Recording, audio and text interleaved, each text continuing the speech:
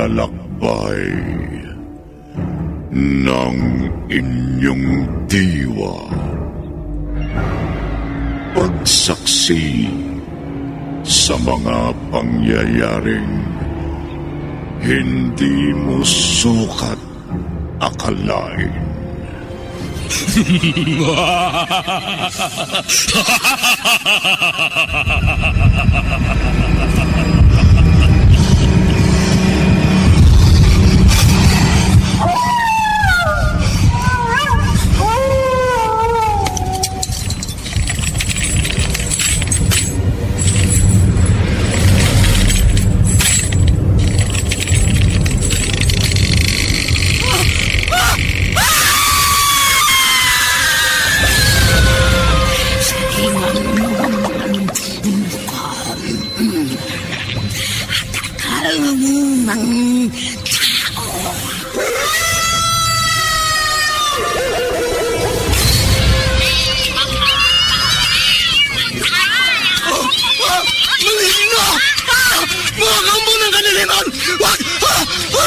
Huwag kayong lalapit sa akin!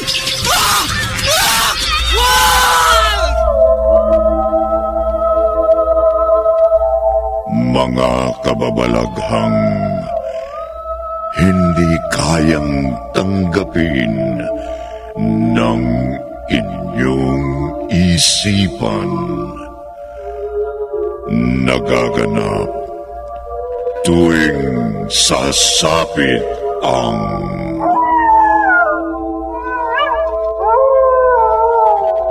gabi ng lagi.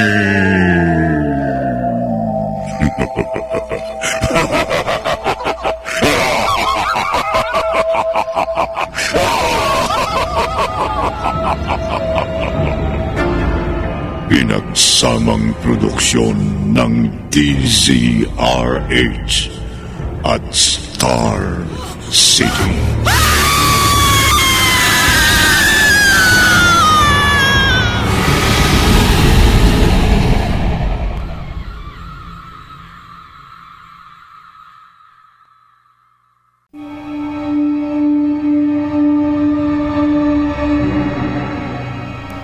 Magandang gabi, kaibigan.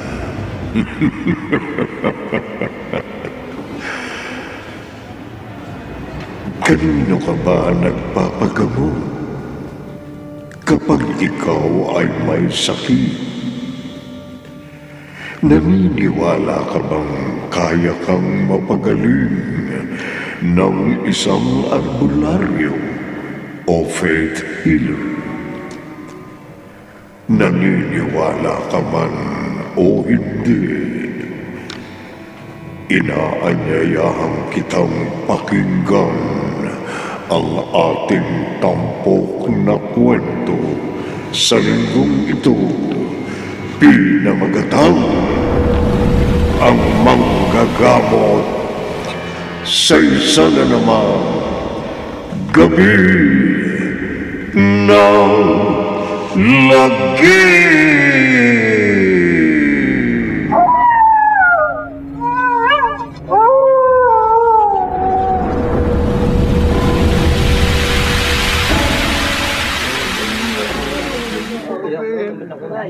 Anong gusto mong gawin ko? Pagalingin mo ako. Gusto ko makalakad. Gusto ko na makawala sa wheelchair na ito. Pagalingin mo ako, Samuel. Mangyayari ang inihiling mo. Gagaling ka at makakalaya ka sa wheelchair na yan. Tatanawin kong malaking utang na loob sa'yo kung magagawa mo. Magagawa ko sa bisa ng kapangyarihang ipinagkaloob sa akin. Gagaling ka. Gagaling ka. Ngayon, igalaw mo ay yung mga paa.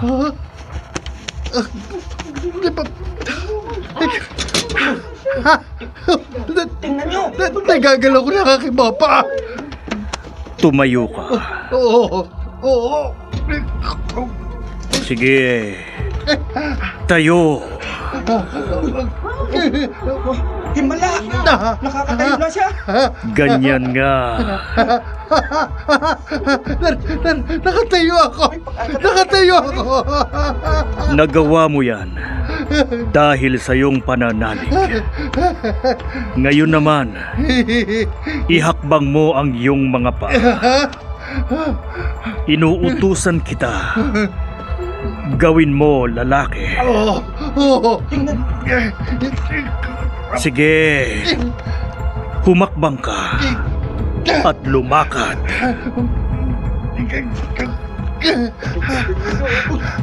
Sige, Tingnan nyo! Naihakbang na niya! lakad.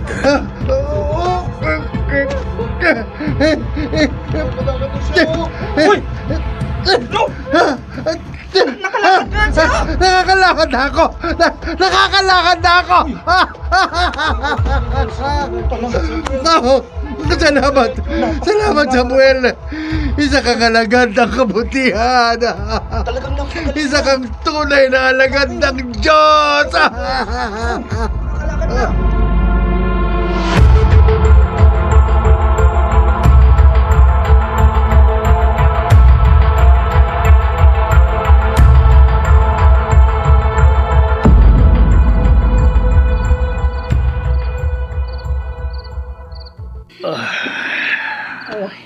Inaabot na ng gabi yung panggagamot mo.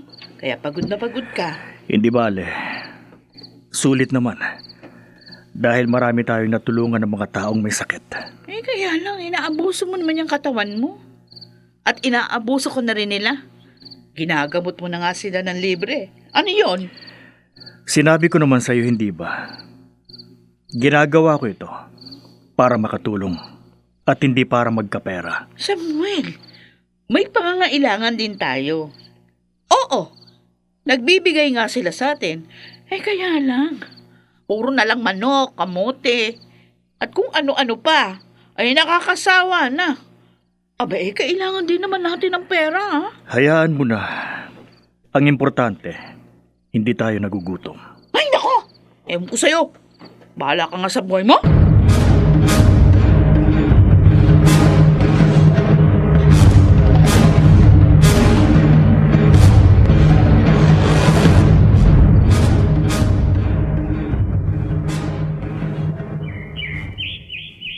Sikat na sikat ang baryo natin dahil sa husay ni Samuel na manggamot. Halos araw-araw puno ng tao ang kanilang bakuran dahil sa dami ng taong nais magpagamot sa kanya. Oo nga. Pero, alam mo, Minta, anak, Ano ho yan, Nay? tataka lang ako eh. Dahil hanggang ngayon, hindi pa rin natin alam kung saan siya kumuha ng husay sa panggagamot. Nako, balitang-balita naman sa buong baryo natin, di ho ba? Biniyayaan siya ng Diyos ng kapangyarihan. Kaya tingnan nyo naman, ginagamit niya ito para sa kapakanan ng lahat ng tao, lalo na sa mga mahihirap. Kaya magpasalamat na lang tayo, Nay. Dahil maliban sa kilala natin at matalik na kaibigan ng asawa ko si Samuel, taga rito pa siya sa lugar natin.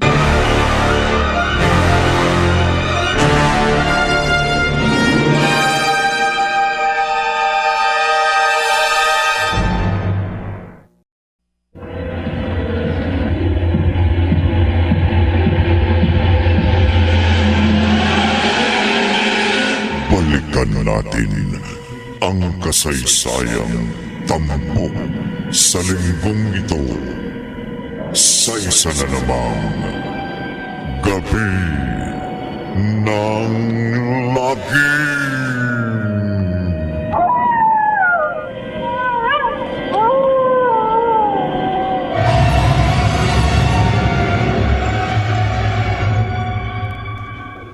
Sa isang banda, may katwiran naman si Roda.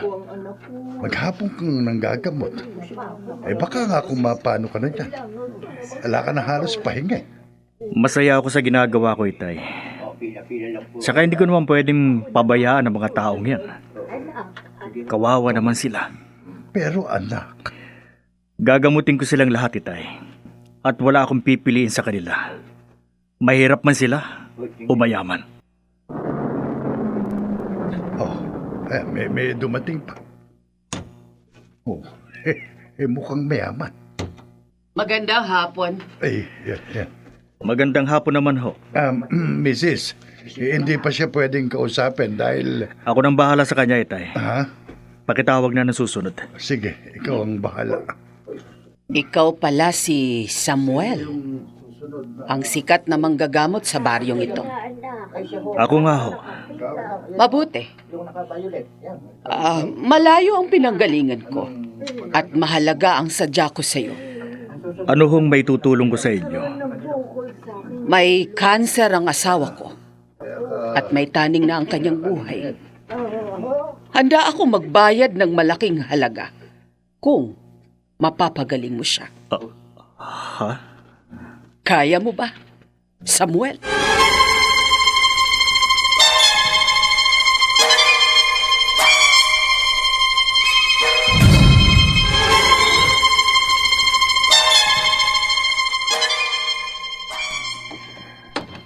Pumasok ka. Oh.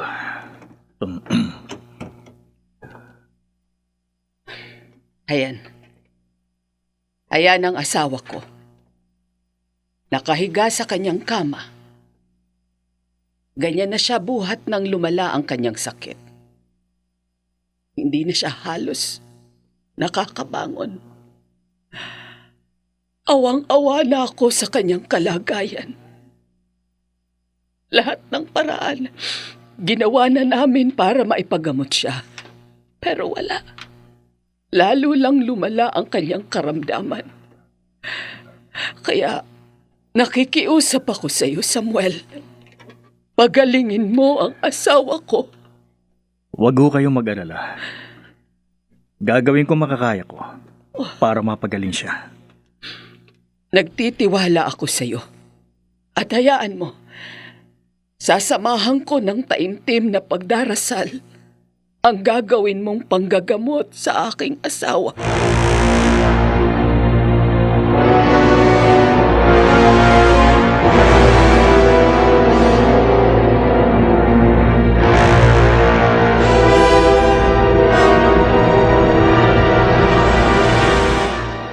Anak, napakalaking halaga nito. Bakit mo tinanggap? Donasyon lamang ho yan, Itay. Para sa pagpapatayo ng mas magandang lugar para sa aking panggagamot. Siguro naman ho walang masama kung tinanggap ko man yan. Galing dun sa mayamang babae na ipinagamot ang kanyang asawang may kanser. Anak, Hindi ho biro na napagaling ko ang kanyang asawa. Buhay ang ibinigay ko sa kanya, Itay. Kaya kung ikukumpara ang perang yan na nasa harapan nyo, baliwala yan.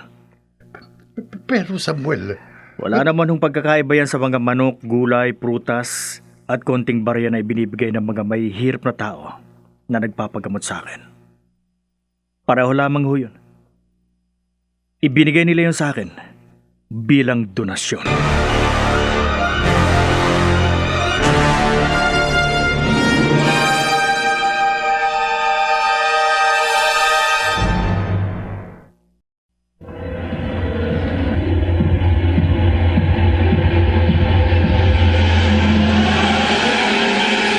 Balikan natin ang kasaysayang tampok sa linggong ito sa isa na namang Gabi ng Lagim.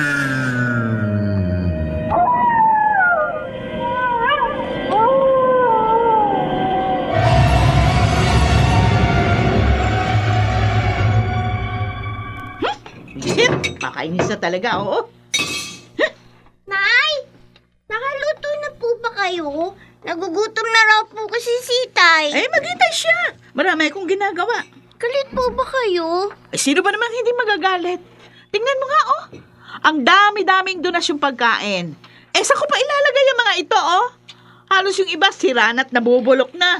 Pwede naman po natin ipamigay sa mga kapitbahay yung iba. No? Para hindi po masira. Makakatulong pa tayo. Ay, naku, Letlet, tumigil ka nga. Ito na nga lang ang kabayaran sa sakripisyo ng itay mo. Ipamimigay pa natin. Aba, hayaan na lang nating mabulok ang mga ito. Pero Tumigil Mabuti pa ha. Kesa magdadal-dal-dal ka dyan ng kung ano-ano, tulungan mo na lang ako dito. Para may pakinabang sa'yo.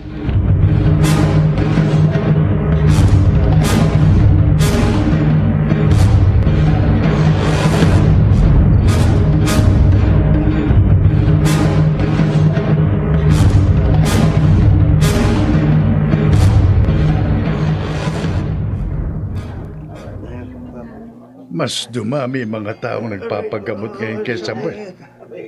Mula nang mapagaling na ang lalaking may kanser at may taning na ang buhay. At hindi na lang mga simpleng tao, mga mayayaman na mula pa sa iba't ibang lugar. At meron na rin mga foreigner. Oo nga ho, Itay. Sikat na ang asawa mo, Rhoda. No? Tingnan mo, may mga taga-media ng kumukover sa kanyang ginagawa. Mula radyo, TV, dyaryo, at may mga taga-media mula sa ibang bansa. Oh, kailalim naman yata ng buntong hininga mo. Huwag mo sabihin hindi ka nasisiyahan sa nangyari kay Samuel. Pagod lang ho ako. Sige, maiwan ko na kayo. Asikasuhin ko pa yung ibang tao. Oh, siya lang yatang hindi masaya sa nangyayari. Ayaw ba niyang maging sikat ang asawa niya?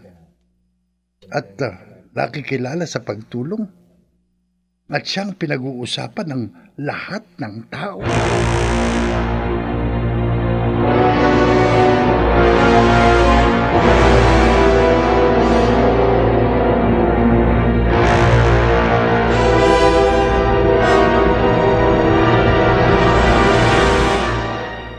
Kanina ka pa raw hindi umiimik, sabi ni Gitay.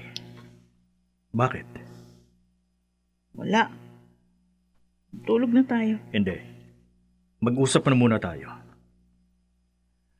Alam mo, napapansin kong hindi ka nasisiyahan sa mga ginagawa ko. Bakit? Nagsasawa na kasi ako, Samuel. Nakapagod. Pagod na ako. Araw-araw na lang, yun at yun ang hinaharap natin. Wala na tayong oras para sa mga sarili natin. Pakiramdam ko tuloy hindi na tayo pamilya. Bakit mo naman nasabi yan? Alam mo ba ang nangyayari sa amin ng anak mo? Ako, binibigay mo ba yung pangangailangan ko bilang babae? At si Letlet, alam mo ba na may mga araw, hindi na siya nakakapasok sa eskwela? Ha? Hindi mo alam. Kasi inuubos mo na yung oras mo doon sa mga tao na nagpapagamot sa'yo. Rhoda, Limitahan mo naman sana ang sarili mo. Magtira ka ng oras para sa atin. paano? Pababayaan ko sila? Rhoda, alam mo bang sinasabi mo? Alam ko. Pwede mo namang gawin eh. Kung gusto mo. Para sa amin ang anak mo. Paano? O di piliin mo lang yung mga taong gagamutin mo. Magpabayad ka ng malaki. Wala nang libre. Isang paraan yun. Para mabawasan yung mga pasyente mo.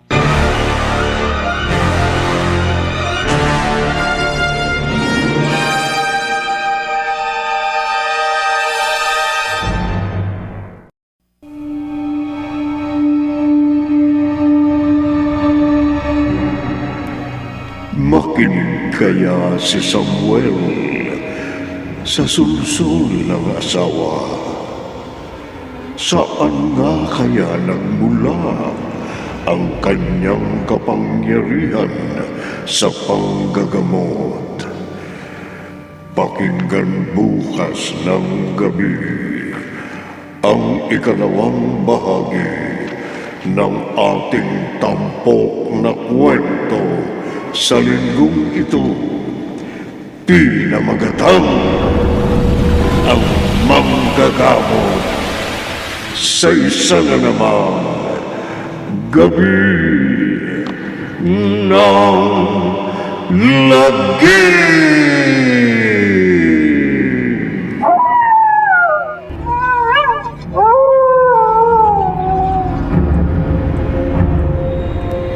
Mga nagsiganap, Maynard Landito Jr., Jenaline de la Cruz, Bobby Cruz, Chiquit del Carmen Amor, Phil Cruz, at Rosana Villegas. Naglapat ng tunog, Temyo. Sa musika ni Buboy Salonga, supervisyong teknikal ni Bong Buyan at Eric Lucero. Isinulat ni Maynard Landicho Jr. At sa direksyon, Lionel Benjamin. Gabi ng Lagi!